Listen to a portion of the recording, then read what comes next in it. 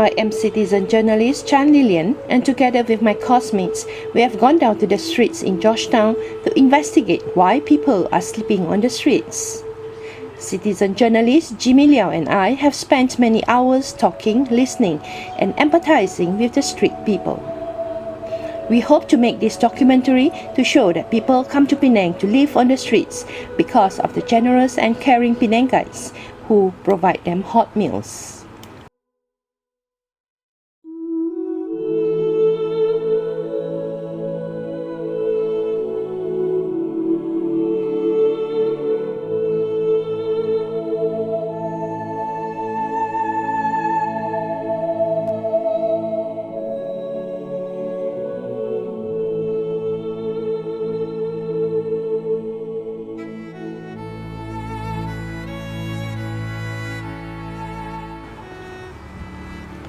They are the street children. She is 13 years old and she has two sisters who are 11 and 6 years old. They sleep in trishaws along Penang Road. They have no home, no school to go to, and yet they are happy because they are with their parents. She is 66 years old, problems with her legs and eyes.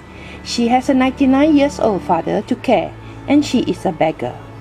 She said the Penang state government is helping by giving her Ringgit Malaysia 200 for her and her father under the Hardcore Poverty Funds.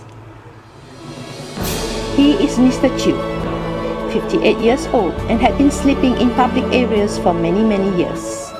He picks trash and sells them at the flea market in Lorong Kulit. He claimed many of his friends whom were rescued by the welfare department often run back to Penang because of the bad living condition and horrible foods like boiled fishes at federal government funded welfare homes in Bidong Kedah and Taiping Perak.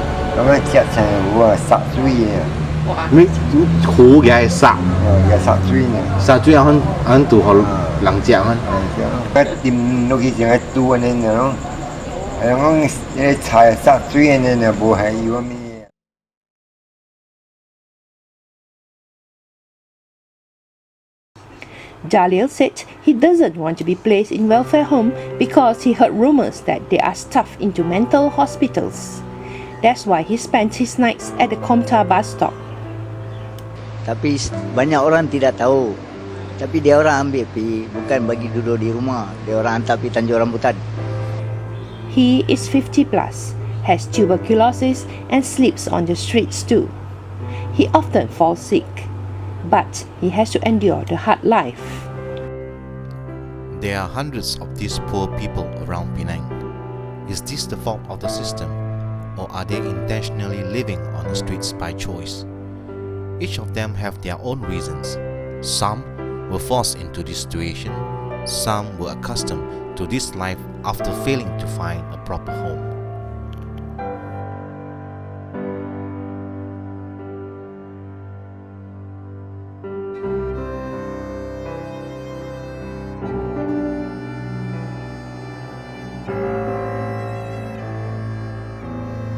Chief Minister Lim Guan has declared Penang to be free from hardcore poverty. Politicians from opposition party MCA disbelieves. But do you believe in the state government saying that there is no more hardcore poor now? Do you believe? What matters is these poor and homeless people rarely go hungry in Penang. Thanks to many soup kitchens and also free meals on wheels, these people are cared for. They know where to go for their daily breakfast, lunch, and dinner. Late at nights, there are even generous groups who went down to the streets in Georgetown to distribute hot and freshly cooked meals. People have the misconception that because of this availability of foods, these homeless and poor people tend to become lazy and wait for their free meals every day. Reality is, many of them fail to get a job.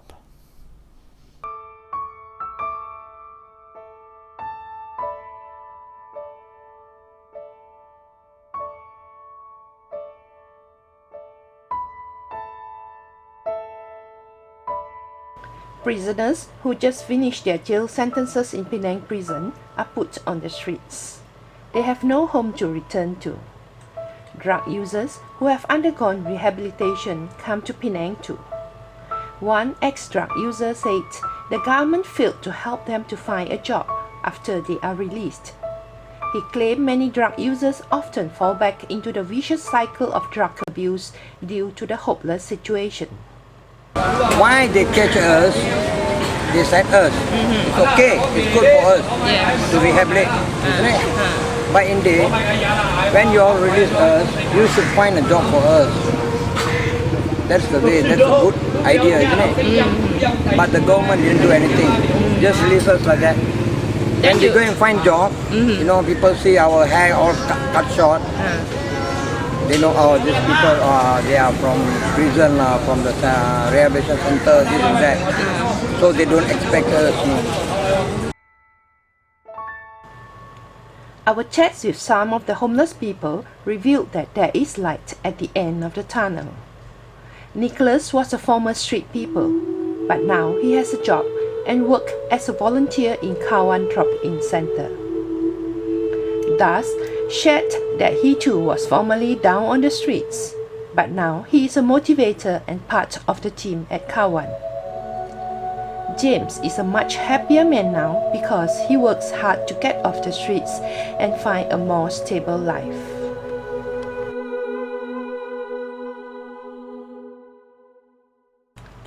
The Universal Declaration of Human Rights, Article 25 said, everyone has the right to a standard of living adequate for the health and well-being of himself and of his family, including food, clothing, housing, and medical care and necessary social services, and the right to security in the event of unemployment, sickness, disability, widowhood, old age, or other lack of livelihood in circumstances beyond his control. Sebagai satu tugas yang membantu orang yang perlukan bantuan. Dan saya rasa kalau kita buat seperti ini, Tuhan tidak akan benarkan kita jadi negara. Kerana Tuhan akan bantu orang yang berbuat baik. Seperti yang kita selalu kata, amar makruf nahi mungkar. Dan Tuhan akan bantu mereka yang amar makruf nahi mungkar. The poor and the homeless will always be with us, whether we like it or not. They are part of our society. Each of us can play a role in alleviating their hardship. You can volunteer at the various charitable organizations or religious bodies that provide help to these poor and homeless people.